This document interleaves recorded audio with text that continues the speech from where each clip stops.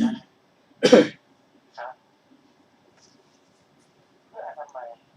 และสุขภาพของคนในครอบครัวนะครับวันนี้ต้องขอขอบคุณข้อมูลและสาระดีๆจากอสม.ท่านนี้นะครับที่ได้มอบความรู้และเนื้อหาดีๆกับทางรายการนะครับครับตอนนี้เราก็มาถึงช่วงสุดท้ายของรายการแล้วนะครับครับสำหรับวันนี้ต้องขอขอบคุณทุกท่านนะครับที่ฟังรายการของเราจนจบนะครับครับยังไงอาทิตย์หน้าเราจะกลับมาพบกันใหม่นะครับกับรายการวิทยุเพื่อประชาชนชมรมรักเพลงรักเพื่อนนะครับกับเวลา8 โมงถึงบ่าย 2ครับวันนี้ต้องขอสวัสดีทุกท่านนะครับขอบคุณครับ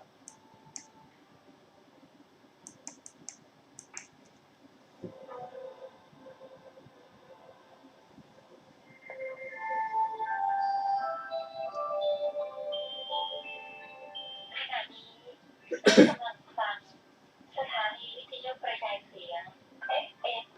104.5 เมกะเฮิรต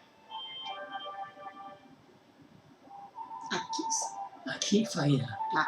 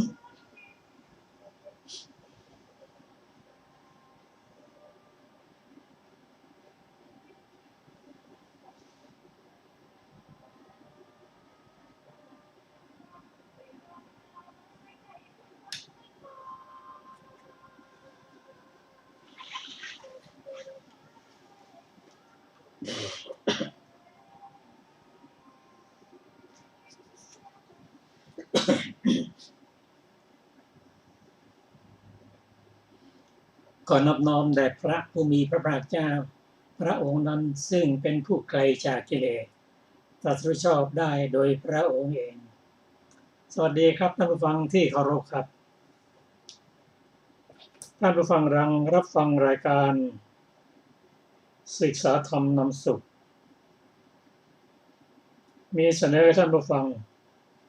ทุกวันศุกร์ตั้งแต่เวลา 14 นาฬิกาถึง 15 นาฬิกาดำเนินรายการโดยกระผมพันเอกธนัทเดชะ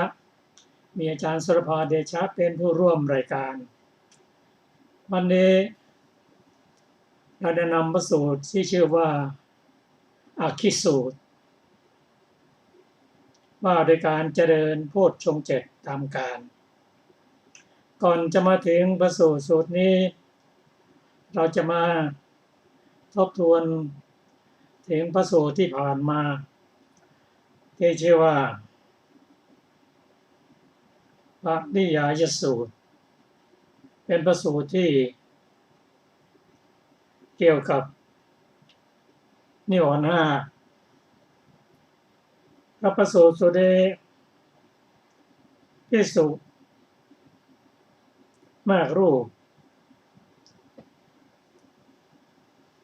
ไปบิณฑบาตแต่เห็นว่าเช้านัก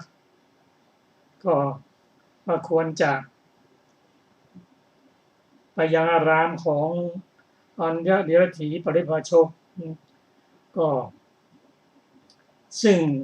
ไม่อยู่ไกลจากที่ประทับของพระผู้มีพระเจ้าอัญญเดรถีปริภาชก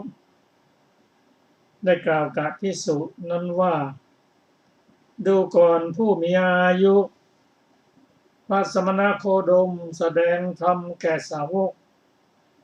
ทั้งหลายว่าเธอทั้งหลายจงละนิวรณ์5เพราะนิวรณ์5นั้นเป็นอุปกิเลสของใจทอนกำลังปัญญาและเจริญโพชฌงค์7ตามความเป็นจริงก็ปริภาชกเหล่านั้นได้ยินได้ฟังใกล้ๆกับที่ประทับของพระพุทธเจ้าแล้วก็ได้นำมากล่าวอย่างนี้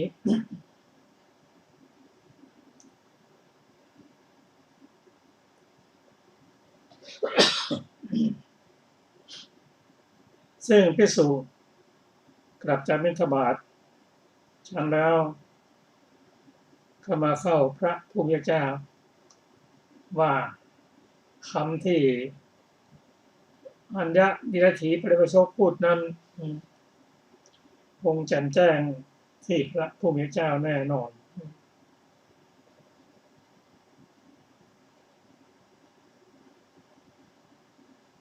ข้อสำคัญก็คือพวกปริภาชกอัญญเดรถีนั้นมีความคิดว่า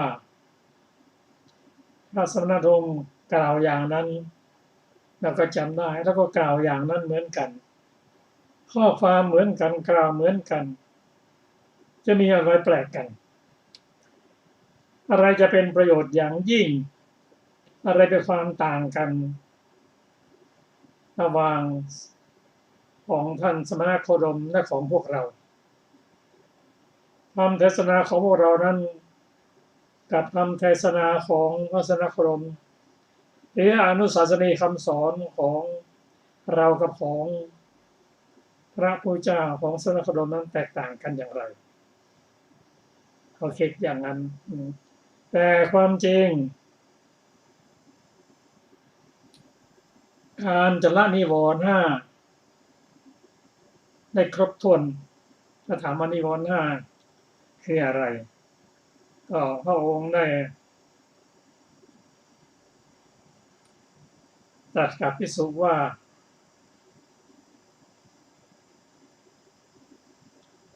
คำว่านิวรณ์5นั้น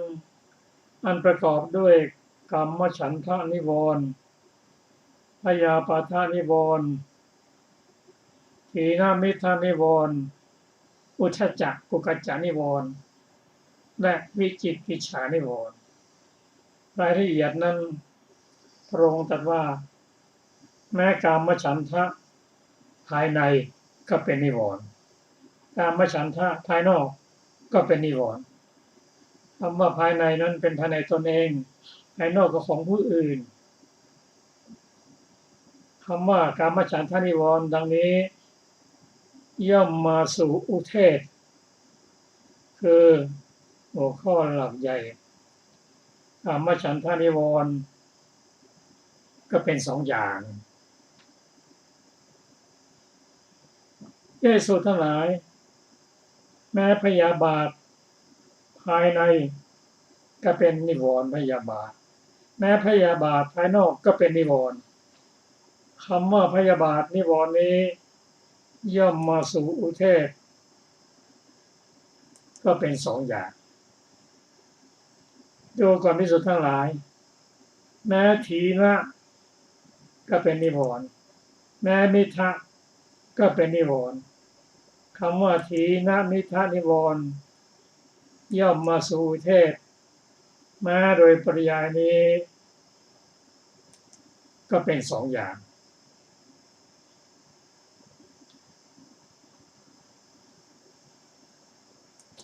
อุทธัจจะก็เป็นนิวรณ์กุกุจจะก็เป็นนิวรณ์คำว่าอุทธัจจะกุจจะนิวรณ์นี้ย่อมมาสู่อุเทศเป็นสองอย่างดูก่อนภิกษุทั้งหลายแม้วิกิจฉาในธรรมทั้งหลายในภายในก็เป็นนิวรณ์วิจิกิจฉาในธรรมทั้งหลายในภายนอกก็เป็นนิวรณ์คำว่าวิจิกิจฉานิวรณ์ย่อมมาสู่อุเทศวิจิกิจฉานิวรณ์ก็เป็นสองอย่างอันนี้ก็รายละเอียดที่พระองค์แสดงให้แก่ภิกษุได้ฟังดังได้เรียนทราบว่านิวรณ์ห้านี้ละไปตามลำดับตั้งแต่พระโสดาบันพระสกทาคามีอนาคามีและพระอรหันตบุคคลตามลำดับแต่จะละได้ทั้งหมดนั้นก็ปัญญาในอรหัตมรรคนั้นละได้ทั้งหมดตรงตรัสว่าความจริงแล้วพวกปริพาชกนั้นไม่ได้เข้าถึงนิวรณ์เพราะอะไรเพราะนิวรณ์หน้าจะละตามลำดับ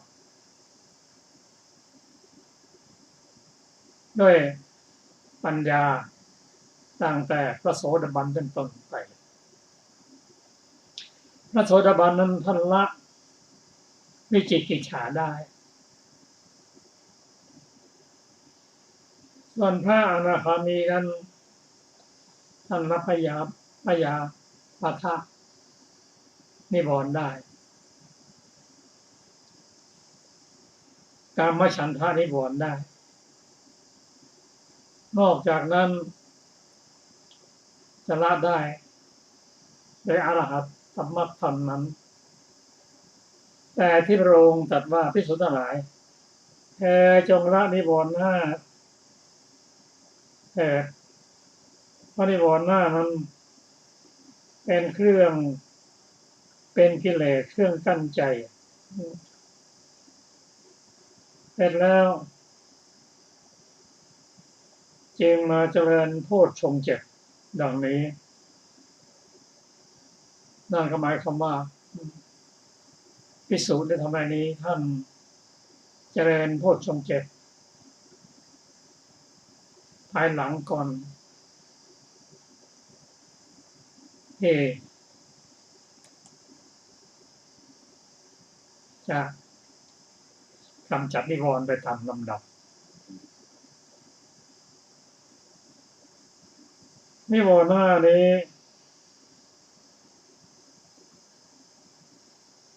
ถ้าศึกษาดูในพระสูตรนั้นเป็นกรรมฐานของโพชฌงค์ 7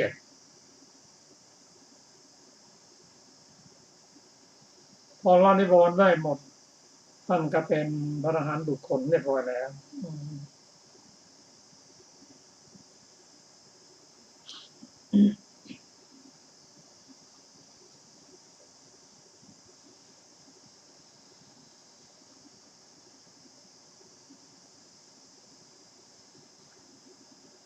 ต่อไปนี้เราจะมาศึกษากันถึงเรื่องอาคิสูตรเจริญโพชฌงค์ตามการเวลาที่เหมาะสมขอเชิญอาจารย์สุรภาสวัสดีค่ะท่านผู้ฟังทุกท่านอักขิสูตรเจริญโพชฌงค์ตามกาลครั้งนั้นภิกษุเป็นอันมากเวลาเช้านุ่งแล้วถือบาตรและจีวรเข้าไปบิณฑบาตยังกรุงสาวัตถีพระผู้มีพระภาคเจ้าตรัสว่าดูก่อนภิกษุทั้งหลาย พวกอัญญาเดรถีปริภาชกผู้มีวาทะอย่างนั้นควรเป็นผู้อันเธอทั้งหลายพึงถามอย่างนี้ว่าดูก่อนผู้มีอายุทั้งหลายสมัยใดจิตหดหู่สมัยนั้นไม่ใช่การเพื่อเจริญโพชฌงค์เหล่านั้นเป็นการเพื่อเจริญโพชฌงค์เหล่านั้นสมัยใดจิตฟุ้งซ่านสมัยนั้นไม่ใช่การเพื่อเจริญโพชฌงค์เหล่านั้นเป็นการเพื่อเจริญโพชฌงค์เหล่านั้นพวกอัญญาเดรถีปริภาชกถูกเธอทั้งหลายถามอย่างนั้นแล้วจักถึงความอึดอัดอย่างยิ่งเพราะข้อนั้นเพราะเหตุไรเพราะเป็นปัญหาที่ถามในฐานะมิใช่วิสัยดูก่อนภิกษุทั้งหลายเรายังไม่แลเห็นบุคคลในโลกพร้อมทั้งเทวโลกมารโลกพรหมโลก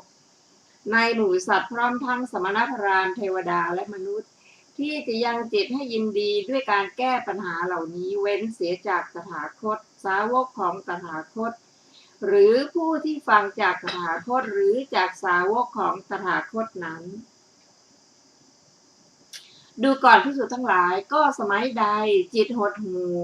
สมัยนั้นมิใช่การเพื่อเจริญปัสสัทธิสัมโพชฌงค์มิใช่การเพื่อเจริญสมาธิสัมโพชฌงค์มิใช่การเพื่อเจริญอุเบกขาสัมโพชฌงค์ข้อนั้นเพราะเหตุไรเพราะจิตหดหู่จิตที่หดหู่นั้นยากที่จะให้ตั้งขึ้นได้ด้วยธรรมเหล่านั้นเปรียบเหมือนบุรุษต้องการจะก่อไฟดวงน้อยให้ลุกโผล่เขาจึงใส่หญ้าสดโคไมสดไม้สดพ่นน้ำและโรยฝุ่นลงในไฟนั้นบุรุษนั้นจะสามารถก่อไฟดวงน้อยให้ลุกโผล่ขึ้นได้หรือหนอภิกษุตอบว่าไม่ได้เลยพระเจ้าข้าพระผู้มีพระภาคเจ้าตรัสว่าฉันนั้นเหมือนกันภิกษุทั้งหลายสมัยใดจิตหดหู่สมัยนั้นไม่ใช่การเพื่อเจริญปัสสัทธิสัมโพชฌงค์มิใช่การเพื่อเจริญสมาธิสัมโพชฌงค์มิใช่การเพื่อเจริญอุเบกขาสัมโพชฌงค์ข้อนั้นเพราะเหตุไรเพราะจิตหดหู่จิตที่หดหู่นั้นยากที่จะให้ตั้งขึ้นได้ด้วยธรรมเหล่านั้นดูก่อนภิกษุทั้งหลายก็สมัยใดจิตหดหู่สมัยนั้นเป็นการเพื่อเจริญธรรมวิจยะสัมโพชฌงค์เป็นการเพื่อเจริญวิริยะสัมโพชฌงค์เป็นการเพื่อเจริญปีติสัมโพชฌงค์ข้อนั้นเพราะเหตุไรเพราะจิตหดหู่จิตที่หดหู่นั้นให้ตั้งขึ้นได้ง่ายด้วยธรรมเหล่านั้นเปรียบเหมือนบุรุษต้องการจะก่อไฟดวงน้อยให้ลุกโผล่เขาจึงใส่หญ้าแห้งโคไม้แห้งไม้แห้งเอาปากเป่าและไม่โรยฝุ่นในไฟนั้นบุรุษนั้นสามารถจะก่อไฟดวงน้อยให้ลุกโผล่ขึ้นได้หรือหนอภิกษุตอบว่าได้พระเจ้าข้า พระผู้มีพระภาคเจ้าตรัสว่าฉะนั้นเหมือนกันภิกษุทั้งหลายสมัยใดจิตหดหู่สมัยนั้นเป็นการเพื่อเจริญธรรมวิจยะสัมโพชฌงค์เป็นการเพื่อเจริญวิริยะสัมโพชฌงค์เป็นการเพื่อเจริญปีติสัมโพชฌงค์ข้อนั้นเพราะเหตุไรเพราะจิตหดหู่จิตที่หดหู่นั้นให้ตั้งขึ้นได้ง่ายด้วยธรรมเหล่านั้นดูก่อนภิกษุทั้งหลายก็สมัยใดจิตฟุ้งซ่านสมัยนั้นมิใช่การเพื่อเจริญธรรมวิจยะสัมโพชฌงค์มิใช่การเพื่อเจริญวิริยะสัมโพชฌงค์มิใช่การเพื่อเจริญปีติสัมโพชฌงค์ข้อนั้นเพราะเหตุไรเพราะจิตฟุ้งซ่าน จิตที่ฟุ้งซ่านนั้นยากที่จะให้สงบได้ด้วยธรรมเหล่านั้น เปรียบเหมือนบุรุษต้องการจะดับไฟกองใหญ่เขาจึงใส่หญ้าแห้งโคไม้แห้งไม้แห้งเอาปากเป่าและไม่โรยฝุ่นลงในกองไฟใหญ่นั้นบุรุษนั้นสามารถจะดับไฟกองใหญ่ได้หรือหนอภิกษุตอบว่าไม่ได้เลยพระเจ้าข้าพระผู้มีพระภาคเจ้าตรัสว่าฉันนั้นเหมือนการภิกษุทั้งหลายสมัยใดจิตฟุ้งซ่านสมัยนั้นไม่ใช่การเพื่อเจริญธรรมวิทยาสัมโพชฌงค์มิใช่การเพื่อเจริญวิริยะสัมโพชฌงค์มิใช่การเพื่อเจริญปีติสัมโพชฌงค์ข้อนั้นเพราะเหตุไรเพราะจิตฟุ้งซ่านจิตที่ฟุ้งซ่านนั้นยากที่จะให้สงบได้ด้วยธรรมเหล่านั้นดูก่อนภิกษุทั้งหลายก็สมัยใดจิตฟุ้งซ่านสมัยนั้นเป็นการเพื่อเจริญปัสสัทธิสัมโพชฌงค์เป็นการเพื่อเจริญสมาธิสัมโพชฌงค์เป็นการเพื่อเจริญอุเบกขาสัมโพชฌงค์ข้อนั้นเพราะเหตุไรเพราะจิตฟุ้งซ่านจิตที่ฟุ้งซ่านนั้นให้สงบได้ง่ายด้วยธรรมเหล่านั้นเปรียบเหมือนบุรุษต้องการจะดับไฟกองใหญ่เขาจึงใส่หญ้าสดโคไมสดไม้สดพ่นน้ำและโรยฝุ่นลงในกองไฟใหญ่นั้นบุรุษนั้นจะสามารถดับกองไฟนั้นได้หรือหนอภิกษุตอบว่าได้พระเจ้าข้าพระผู้มีพระภาคเจ้าตรัสว่าฉะนั้นเหมือนกันภิกษุทั้งหลายสมัยใดจิตฟุ้งซ่านสมัยนั้นเป็นการเพื่อเจริญปัสสัทธิสัมโพชฌงค์เป็นการเพื่อเจริญสมาธิสัมโพชฌงค์เป็นการเพื่อเจริญอุเบกขาสัมโพชฌงค์ข้อนั้นเพราะเหตุไรเพราะจิตฟุ้งซ่านจิตที่ฟุ้งซ่านนั้นให้สงบได้ง่ายด้วยธรรมเหล่านั้นดูก่อนภิกษุทั้งหลายเรากล่าวสติแลว่ามีประโยชน์ในที่ทุกทั้งปวงจบอธิสูตรที่3โดยมีอรรถกถาวินิจฉัยดังต่อไปนี้บทว่าสตินจะขวาหังภิกขเวสัพพัทธิตทิกังวัฏฐามิความว่าเรากล่าวสติแล้วว่าเหมือนเกลือสตุและเหมือนอำมาตย์ผู้ประกอบการงานทั้งปวงอันบุคคลพึงปวารณาในที่ทั้งปวงเกลือสตุย่อมอยู่แม้ในกับข้าวทั้งปวงฉันใดและอำมาตย์ผู้ประกอบการงานทั้งปวงย่อมทำหน้าที่รบทำหน้าที่ปรึกษาบ้างทำหน้าที่สนับสนุนบ้างรวมความว่าย่อมทำกิจทุกอย่างให้สำเร็จได้ฉันใดการข่มจิตที่ฟุ้งซ่านการยกจิตที่หดหู่ก็ฉันนั้นดังนั้นจิตแม้ทั้งปวงจะสำเร็จได้ด้วยสติเว้นสติเสียหาอาจยังจิตนั้นให้สำเร็จได้ไหมเพราะฉะนั้นพระองค์จึงตรัสอย่างนี้ในพระสูตรนี้พระองค์ตรัสโพชฌงค์อันเป็นวิปัสสนาส่วนเบื้องต้นอย่างเดียวจบอรรถกถาอธิสูตรที่3ต่อไปเป็นเมตตาสูตรหัวข้อพรหมวิหาร4สมัยหนึ่งพระผู้มีพระภาคเจ้าประทับอยู่ณนิคมของชาวโลลิยะชื่อหลิทวสนังในโกริยชนบทครั้งนั้นภิกษุหลายรูปด้วยกันเวลาเช้านุ่งแล้วถือบาตรและจีวรเข้าไปบิณฑบาตยังหลิทวสนนิคมครั้งนั้นแล ภิกษุเหล่านั้นมีความดำริว่าเวลานี้เราจะเที่ยวไปบิณฑบาตยังหลิทวสน นิคมก่อนก็ยังเช้านักถ้ากระไรเราพึงเข้าไปยังอารามของอัญญเดียรถีปริภาชกเถิดครั้งนั้นภิกษุเหล่านั้นเข้าไปยังอารามของพวกอัญญเดียรถีปริภาชกได้ปราศัยกับอัญญเดียรถีปริภาชกเหล่านั้นครั้นผ่านการปราศัยพอให้ระลึกถึงกันไปแล้วจึงนั่งณที่ควรส่วนข้างหนึ่ง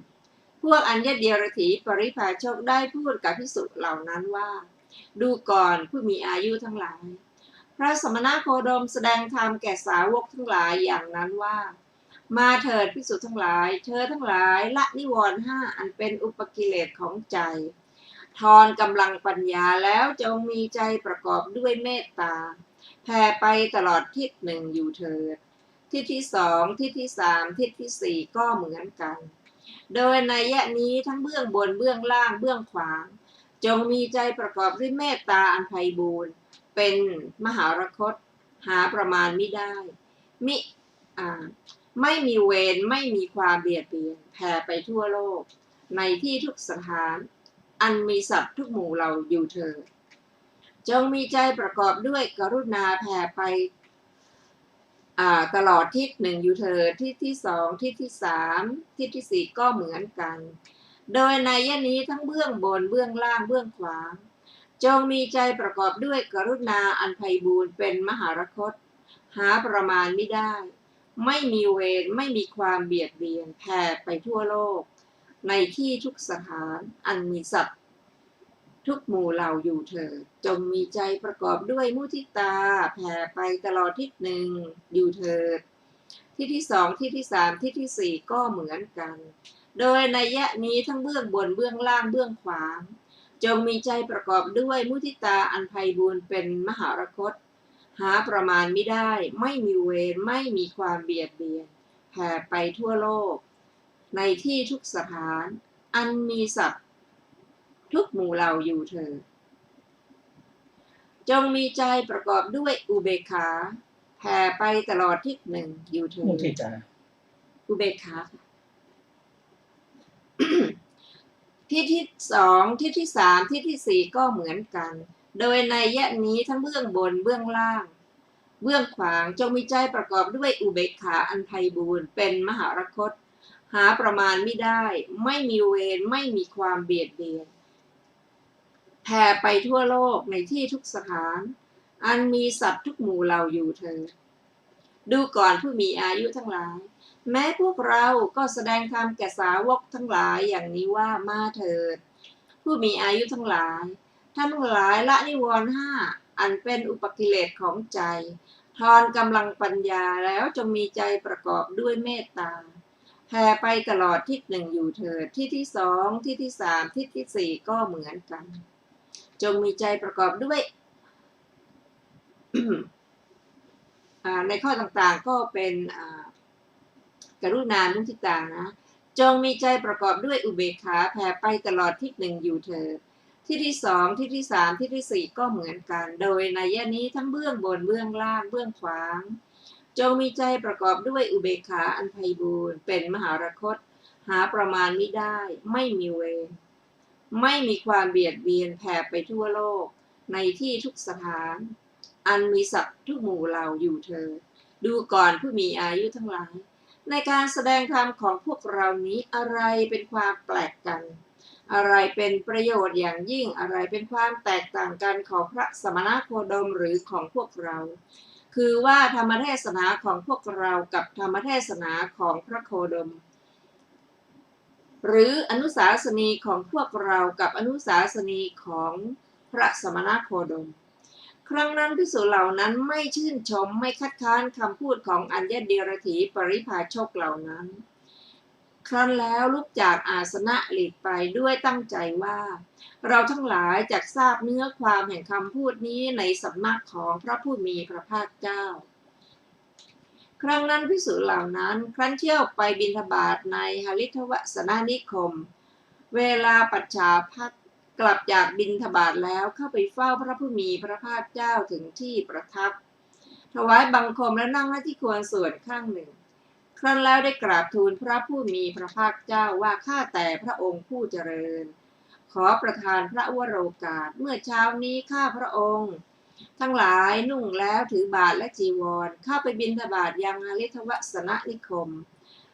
ข้าพระองค์ทั้งหลายได้มีความดำริว่าเวลานี้เราจะเที่ยวไปบิณฑบาตยังหฤทวสนนิคมก่อนก็ยังเช้าอยู่ถ้ากระไรเราพึงเข้าไปยังอารามของพวกอัญญเดรถีปริภาชกเถิดครั้งนั้นข้าพระองค์ทั้งหลายเข้าไปยังอารามของพวกอัญญเดรถีปริภาชกได้ปราศัยกับอัญญเดรถีปริภาชกเหล่านั้นครั้นผ่านการปราศัยพอให้ระลึกถึงกันไปแล้วจึงนั่งหน้าที่ควรส่วนข้างหนึ่งพ วกอัญญเดรถีปริภาชกได้พูดกับข้าพระองค์ทั้งหลายว่าดูก่อนผู้มีอายุทั้งหลายพระสมณโคดมแสดงธรรมแก่สาวกทั้งหลายอย่างนั้นว่ามาเถิดภิกษุทั้งหลายเธอทั้งหลายละนิวรณ์ห้าอันเป็นอุปกิเลสของใจทอนกำลังปัญญาแล้วจงมีใจประกอบด้วยเมตตาแผ่ไปตลอดทิศหนึ่งอยู่เถิดที่ที่สองที่ที่สามที่ที่สี่ก็เหมือนกันโดยในยะนี้ทั้งเบื้องบนเบื้องล่างเบื้องขวางจงมีใจประกอบด้วยเมตตาอันไพบูลย์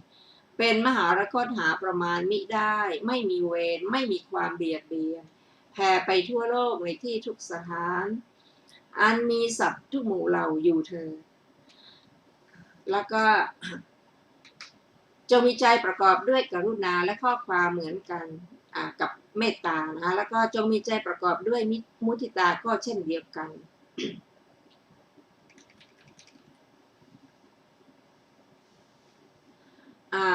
จงมีใจประกอบด้วยอุเบกขาแผ่ไปตลอดที่หนึ่งอยู่เถิดที่ที่สองที่ที่สามที่ที่สี่ก็เหมือนกันโดยในยะนี้ทั้งเบื้องบนเบื้องล่างเบื้องขวางจงมีใจประกอบด้วยอุเบกขาอันไพบูลย์เป็นมหารคต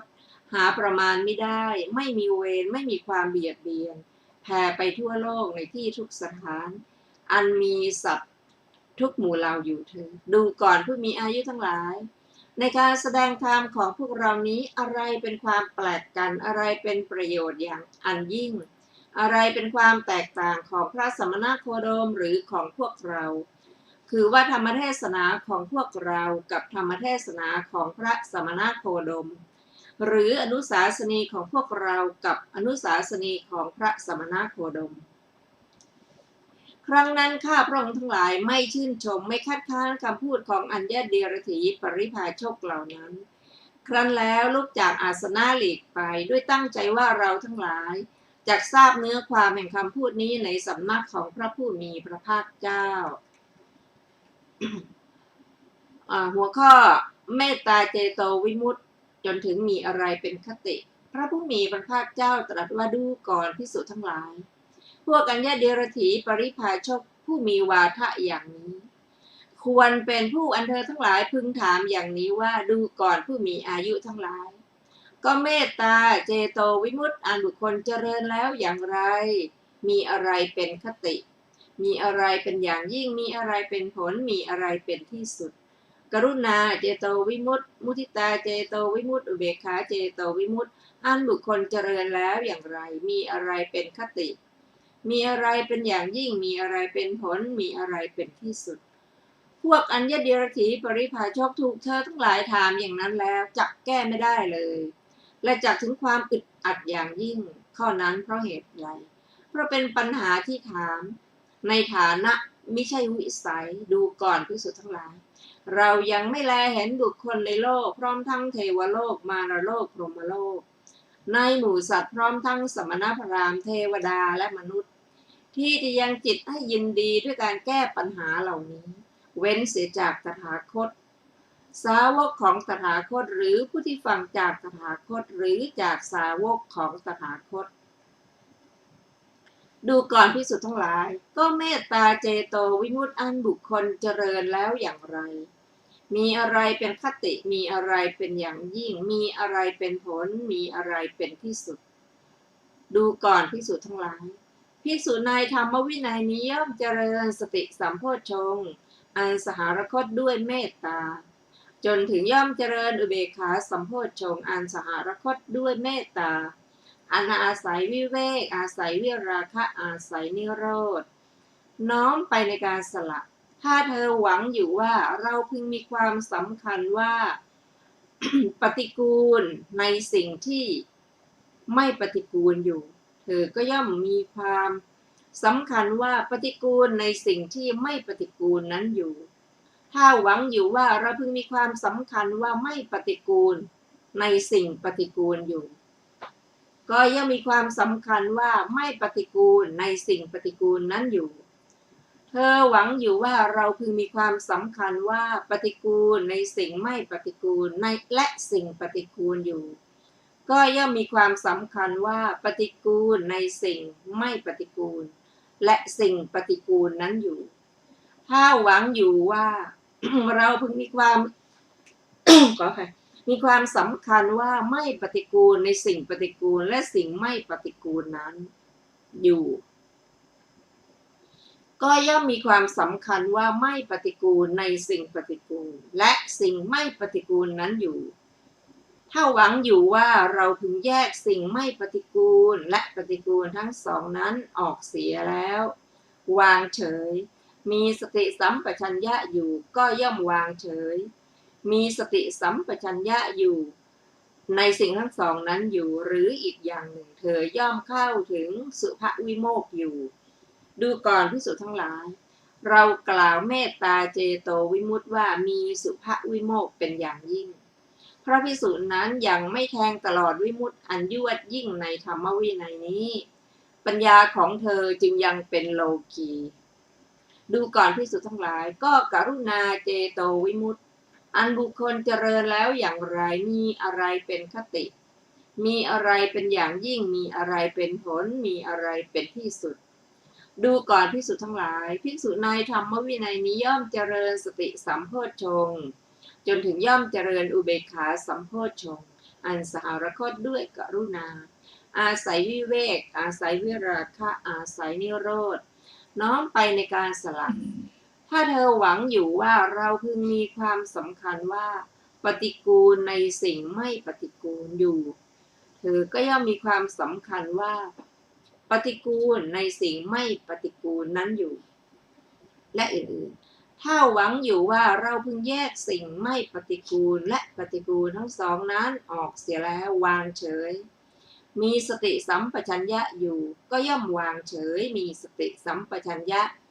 อยู่ในสิ่งทั้งสองนั้นหรืออีกอย่างหนึ่งเพราะล่วงรูปสัญญาเสียโดยประการทั้งปวงเพราะปฏิฆะสัญญาดับไปเพราะไม่กระทำไว้ในใจซึ่งนานตสัญญาเธอคำนึงอยู่ว่าอากาศไม่มีที่สุดย่อมบรรลุอากาสานัญจายตนะอยู่ดูก่อนภิกษุทั้งหลายเรากล่าวกรุณาเจโตวิมุตติว่ามีอากาสานัญจายตนะเป็นอย่างยิ่งเพราะภิกษุผู้ยังไม่แทงตลอดวิมุตติอันยวดยิ่งในธรรมวินัยนี้ปัญญาของเธอจึงยังเป็นโลกีดูก่อนภิกษุทั้งหลายก็มุทิตาเจโตวิมุตติ อันบุคคลเจริญแล้วอย่างไรมีอะไรเป็นคติมีอะไรเป็นอย่างยิ่งมีอะไรเป็นผลมีอะไรเป็นที่สุดดูก่อนภิกษุทั้งหลายภิกษุในธรรมวินัยนี้ย่อมเจริญสติสัมโพชฌงค์จนถึงย่อมเจริญอุเบกขาสัมโพชฌงค์อันสารคตด้วยมุทิตาอาศัยวิเวกอาศัยวิราคะอาศัยนิโรธน้อมไปในการสละถ้าเธอหวังอยู่ว่าเราพึงมีความสำคัญว่าปฏิกูลในสิ่งไม่ปฏิกูลอยู่เธอก็ย่อมมีความสำคัญว่าปฏิกูลในสิ่งไม่ปฏิกูลนั้นอยู่จนถึงถ้าหวังอยู่ว่าเราพึงแยกสิ่งไม่ปฏิกูลและปฏิกูลทั้งสองนั้นออกเสียวางเฉยมีสติสัมปชัญญะอยู่ก็ย่อมวางเฉยที่สติสัมปชัญญะในสิ่งทั้งสองนั้นอยู่หรืออีกอย่างหนึ่งเพราะล่วงอากาสานัญจายตนะเสียโดยประการทั้งปวง เธอคำนึงอยู่ว่าวิญญาณไม่มีที่สุดย่อมบรรลุวิญญาณัญจายตนะอยู่ดูก่อนภิกษุทั้งหลายเรากล่าวมุทิตาเจโตวิมุตติว่ามีวิญญาณัญจายตนะเป็นอย่างยิ่งพระภิกษุนั้นยังไม่แทงตลอดวิมุตติอันยวดยิ่งในธรรมวินัยนี้ปัญญาของเธอจึงยังเป็นโลกีดูก่อนภิกษุทั้งหลายก็อุเบกขาเจโตวิมุตติอันบุคคลเจริญแล้วอย่างไรมีอะไรเป็นคติมีอะไรเป็นอย่างยิ่งมีอะไรเป็นผลมีอะไรเป็นที่สุดดูก่อนภิกษุทั้งหลายภิกษุในธรรมวินัยนี้ย่อมเจริญสติสัมโพชฌงค์จนถึงย่อมเจริญอุเบกขาสัมโพชฌงค์อันสหรคตด้วยอุเบกขาอาศัยวิเวกอาศัยวิราคะอาศัยนิโรธน้อมไปในการสละถ้าเธอหวังอยู่ว่า เราพึงมีความสำคัญว่าปฏิกูลในสิ่งไม่ปฏิกูลอยู่ เธอก็ย่อมมีความสำคัญว่ามีปฏิกูลในสิ่งไม่ปฏิกูลนั้นอยู่ ถ้าหวังอยู่ว่าเราพึงมีความสำคัญว่าไม่ปฏิกูลในสิ่งปฏิกูลอยู่ ก็ย่อมมีความสำคัญว่าไม่ปฏิกูลในสิ่งปฏิกูลนั้นอยู่ ถ้าหวังอยู่ว่าเราพึงมีความสำคัญว่าปฏิกูลในสิ่งไม่ปฏิกูลและสิ่งปฏิกูลอยู่ ก็ยังมีความสำคัญว่าปฏิกูลในสิ่งไม่ปฏิกูลและสิ่งปฏิกูลนั้นอยู่ ถ้าหวังอยู่ว่าเราพึงมีความสำคัญว่าไม่ปฏิกูลในสิ่งปฏิกูลและไม่ปฏิกูลอยู่ ก็ยังมีความสำคัญว่าไม่ปฏิกูลในสิ่งปฏิกูลและในสิ่งไม่ปฏิกูลนั้นอยู่ ถ้าหวังอยู่ว่า เราพึงแยกสิ่งไม่ปฏิกูลและปฏิกูลทั้งสองนั้นออกเสียแล้ววางเฉย มีสติสัมปชัญญะอยู่ก็ย่อมวางเฉยมีสติสัมปชัญญะในสิ่งทั้งสองนั้นอยู่ หรืออีกอย่างหนึ่งเพราะล่วงวิญญาณัญจายตนะเสียโดยประการทั้งปวงเธอคำนึงอยู่ว่าอะไรนิดนึงไม่มีย่อมบรรลุอากินจัญญายตนะอยู่ดูก่อนภิกษุทั้งหลายเรากล่าวอุเบกขาเจโตวิมุตติว่ามีอากินจัญญายตนะเป็นอย่างยิ่งพระภิกษุนั้นยังไม่แทงตลอดวิมุตติอันยวดยิ่งในธรรมวินัยนี้ปัญญาของเธอจึงยังเป็นโลกีจบเมตตาสูตรที่ 4อรรถกถาของเมตตาสูตรมีวินิจฉัยดังต่อไปนี้บทว่าเมตตาสหคเตนะเจตสาเป็นต้นทั้งหมดท่านให้พิสดารไว้ในวิสุทธิมรรคโดยอาการทั้งปวงแล้วพวกอัญญเดียรถีเหล่านั้นฟังธรรมเทศนาของพระศาสดา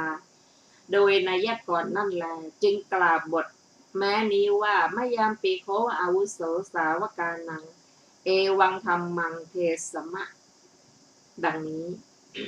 ความจริงในลัทธิของพวกเดียรถีการละนิวรณ์5หรือการเจริญพรหมวิหารมีเมตตาเป็นต้นย่อมไม่มีบทว่ากิ้งคติกาโหติคือมีอะไรสำเร็จบทว่ากิมปรมาคืออะไรที่สุดบทว่ากิมพลาคือมีอะไรเป็นอานิสงส์บทว่ากิมปริโยสานาคือมีอะไรจบลงบทว่าเมตตาสาคตังได้แก่สติสัมโพชฌงค์อันประกอบเกี่ยวข้องสัมปยุตด้วยเมตตาในบททั้งปวงก็ในยะนี้แลบทว่าวิเวกนิสิตาเป็นต้นมีเนื้อความอันกล่าวแล้วแลบทว่าอัปปฏิกูลังความว่าสิ่งไม่ปฏิกูลมีสองอย่างคือไม่ปฏิกูลในสัตว์และไม่ปฏิกูลในสังขารอธิบายว่า ในสิ่งอันน่าปรารถนาอันไม่ปฏิกูลนั้นบทว่าปฏิกูลสัญญี คือมีความสำคัญว่าไม่น่าปรารถนาถามว่าข้อที่เธอมีความสำคัญว่าปฏิกูลในสิ่งไม่ปฏิกูลนั้นอย่างไรจึงอยู่อย่างนี้ได้ตอบว่าเธอทำในใจว่าไม่งามแผ่ไปหรือว่าไม่เที่ยงจึงอยู่อย่างนี้ได้ข้อนั้นจริงตามที่ท่านกล่าวไว้ในปฏิสัมภิทาว่าเธอมีความสำคัญว่าปฏิกูลในสิ่งไม่ปฏิกูลอย่างไร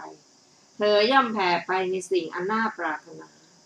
โดยความเป็นของไม่งามหรือพิจารณาโดยความเป็นของไม่เที่ยงแต่เมื่อเธอทำการแผ่เมตตาหรือทำในใจถึงโดยความเป็นธาตุ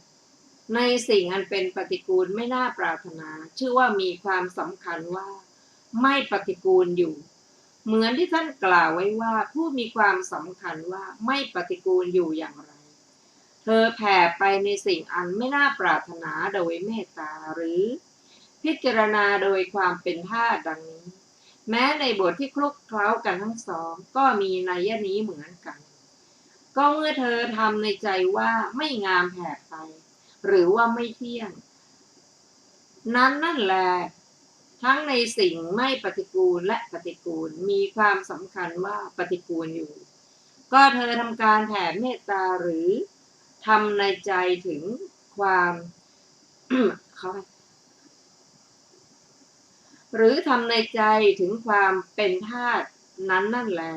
ทั้งในสิ่งปฏิกูลและไม่ปฏิกูลชื่อว่ามีความสำคัญว่าไม่ปฏิกูลอยู่แต่เมื่อปรารถนาชาลังคุเปกขาอันท่านกล่าวไว้โดยนัยยะเป็นต้นว่าตาเห็นรูปไม่ดีใจเลยดังนี้ถึงทราบว่าเธอแยกสิ่งทั้งสองนั้นในสิ่งไม่ปฏิกูลหรือสิ่งปฏิกูลออกเสียแล้ววางเฉยมีสติสัมปชัญญะอยู่ในสิ่งทั้งสองนั้นก็เทศนาพึงแยกออกจากกันเพราะมรรคโพชฌงค์กับอริยทิกับวิปัสสนาทรงแสดงแก่ภิกษุนี้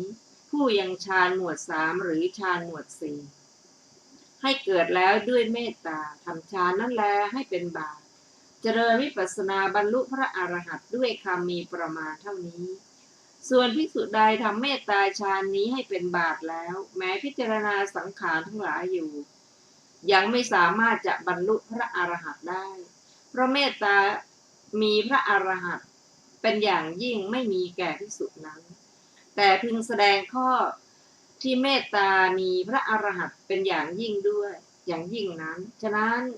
ทรงเริ่มเทศนานี้เพื่อแสดงข้อนั้นแม้ในบทเป็นต้นว่าสัพพโสวาปนะรูปสัญญานังสมติกะธรรมกรรมมาพึงทราบถึงประโยชน์ในการเริ่มต้นของเทศนาโดยนัยนี้อีกต่อไปบทว่าสุภปรมังความว่ามีความงามเป็นที่สุดมีความงามเป็นส่วนสุดมีความสำเร็จบทว่าอิทะปัญญัสสะความว่าปัญญาของเธอในธรรมวินัยนี้ปัญญาในที่นี้ยังล่วงโลกนี้ไม่ได้อธิบายว่าปัญญานั้นเป็นโลกิยปัญญา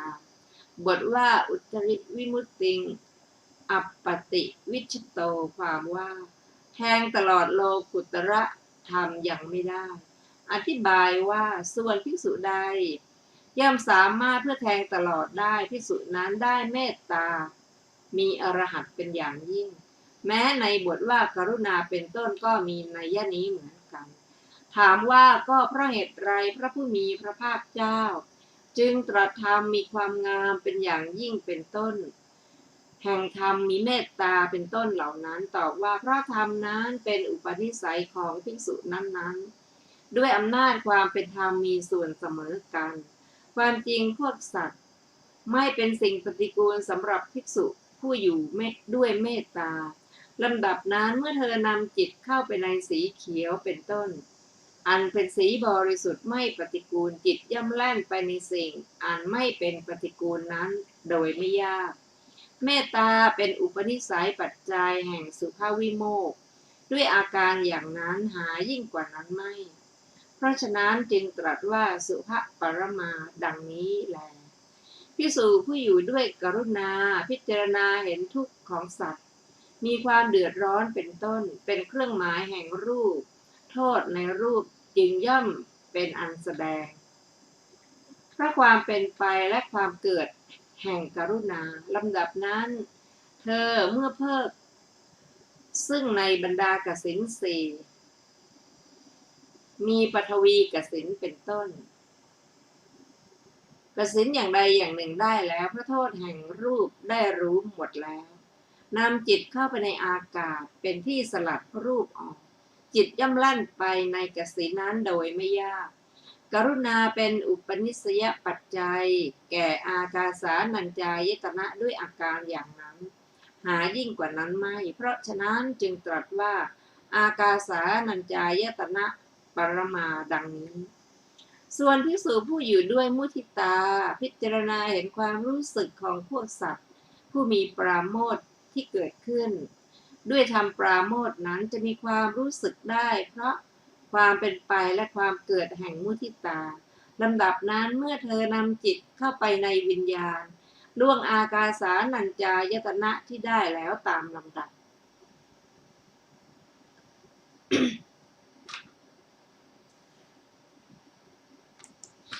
พ เมื่อเธอนำจิตเข้าไปในวิญญาณล่วงอากาสานัญจายตนะที่ได้แล้วตามลำดับ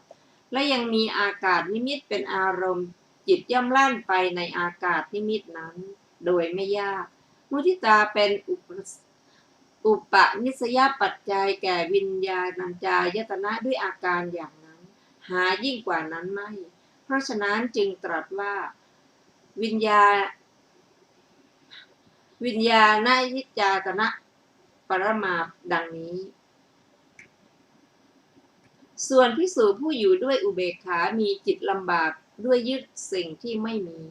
เพราะไม่มีความห่วงใยว่าขอสัตว์ทั้งหลายจงมีสุขเถิดหรือจงพ้นทุกข์เถิดหรือว่าจงอย่า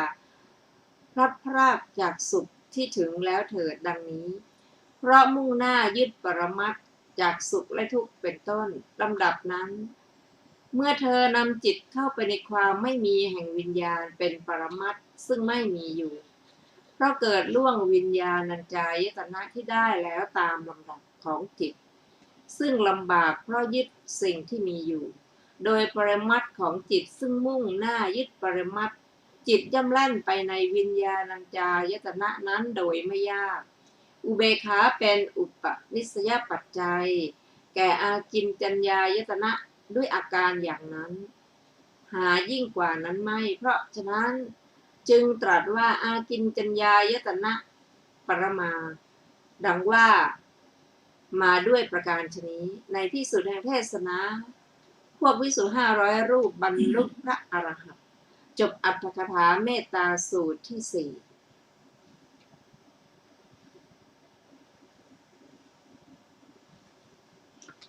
ท่านผู้ฟังที่เคารพจากพระสูตรที่พระองค์ตรัสไว้เกี่ยวกับ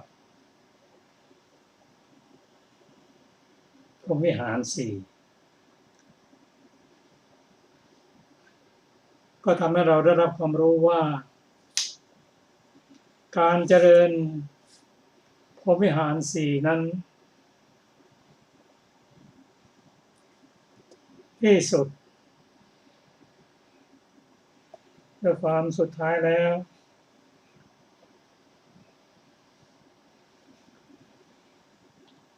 การเจริญเมตตากรุณามุทิตาอุเบกขานั้นสำหรับเมตตานั้นก็ทำให้จิตตั้งมั่นสงบแต่ยังไม่เกิดปัญญาทำให้บรรลุเป็นพระอริยบุคคลได้คงเป็นแค่โลกิยบุคคลอยู่กรุณาก็เช่นเดียวกันสิ่งที่สุดแล้วก็ได้แก่อากาสานัญจายตนะมุทิตาที่สุดแล้วได้แก่วิญญาณัญจายตนะแม้อุเบกขาก็มีอากินจัญญายตนะเป็นที่สุดพระองค์ตรัสว่าเมื่อภิกษุมีใจสงบนิ่งแล้วใช้ฌานเป็นบาตรเจริญวิปัสสนาบรรลุเป็นอริยบุคคลได้เพราะอะไรเพราะฌานนั้นมีองค์ธรรมคือกามฉันทะพยาปาทะทีนมิทะอุทกุจจะอุทจักขุกุจจะและวิจิกิจฉาเป็นตัวกิเลสเป็นกรรมฐานส่วนเมตตานั้นไม่สามารถที่จะเจริญเป็นพระอริยะได้ เราจะเห็นข้อแตกต่างกันระหว่างเมตตากับฌานฌานนั้นทำให้กิเลสลดลงใช้เป็นฐานในการเจริญวิปัสสนาได้ส่วนเมตตานั้นก็ไปอีกสายหนึ่ง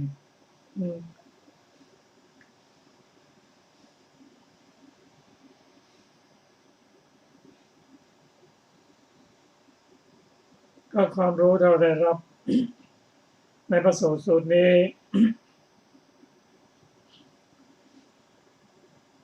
ก็คือ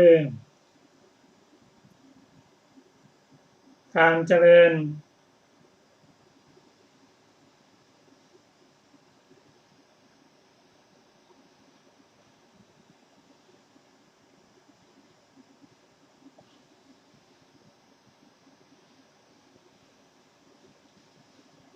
เมตตากรุณามุตตาอุเบกขา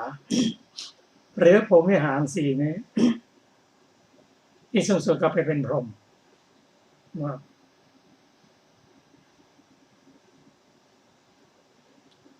ระดับสูงขึ้นไปจาก